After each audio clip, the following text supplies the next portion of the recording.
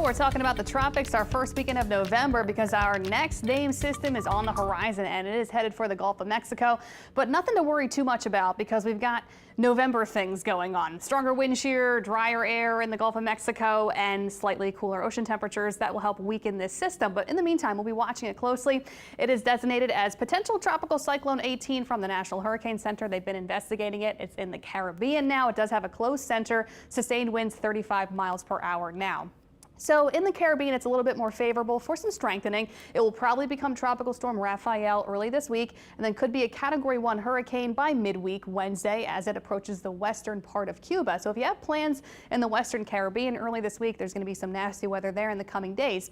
Then this gets into the Gulf later in the week, and it does weaken down to a tropical storm at least. It may go down even further than that. This is something we'll be watching closely. There's still a lot of uncertainty, a lot of spread in the cone of uncertainty later in the week. We are included in this on the top end of it in southeast Louisiana and South Mississippi, but it's not a guarantee it'll even come here. But I do think we'll see more tropical moisture later in the week, leading to more rain for us here at home, probably late Thursday, Friday. Really the most rain we'll probably get is on Friday, and then possibly into early in the weekend as well. So I'll show you with the moisture going into the next couple of days. The system, could strengthen to a Cat 1 storm by the time it reaches western Cuba Wednesday timeframe. But here's all that tropical moisture getting directed around this upper ridge of high pressure into the Gulf. And then you notice it does weaken. That closed circulation kind of comes down a bit and weakens. The latest model run taking more of the moisture to the east, towards Florida, towards the southeast. So we'll see. We may get a taste of that moisture later in the week.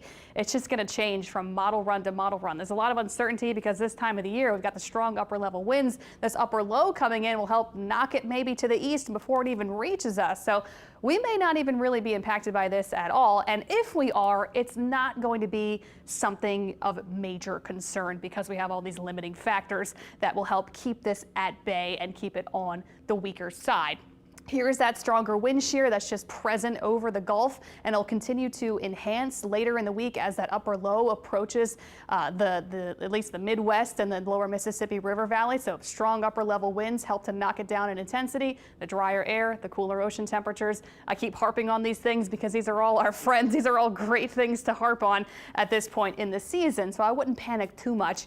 And rainfall totals over the next week, the highest still look to be placed over Florida, Georgia, South Carolina, the Gulf of Mexico itself, the eastern part of it. Here at home, we may get up to maybe a half an inch, maybe up to an inch of rain at best over the next week. And we can certainly benefit from some rain.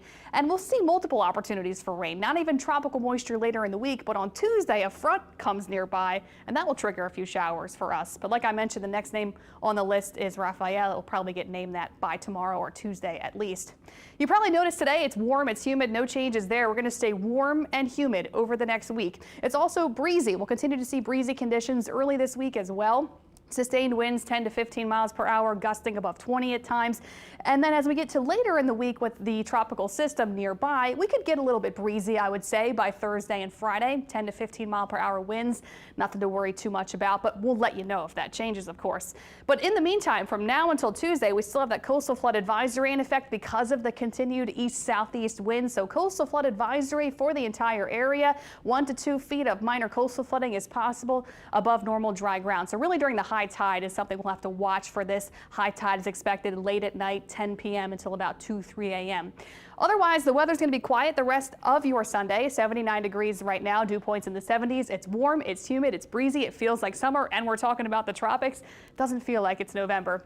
Couple showers happening right now, really offshore, but Lower Plaquemine seeing a few showers. St. Bernard also seeing a few showers as well. And we'll continue to see some showers at times the rest of today, but not expecting much. Temperatures stay warm in the 70s overnight. And then here's that chance of rain going up Tuesday and then going up again later in the week with that tropical moisture. Here's your 7-day summer-like weather as we head into the second weekend of November next week.